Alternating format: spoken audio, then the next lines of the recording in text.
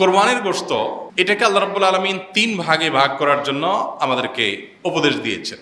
ফাআত'ইমুল কানিআ ফাকুলু মিনহা, তোমরা কোরবানির গোশত নিজেরা খাও।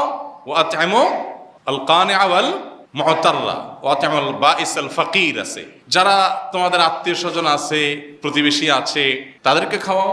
আবার যারা অভাবী, নিডি, গরিব মানুষ, তাদেরকে দাও। তার মানে নিজে খাবেন, আত্মীয়-স্বজনদের মধ্যে হাদিয়া উপঢৌকন দিবেন, আর গরিব দুঃখীদেরকেও খাওয়াবেন। কিন্তু এই বন্টনটা এটা কোনো ফরজ বা ওয়াজিব না। এভাবে 3 ভাগে করতে পারলে ভালো, উত্তম।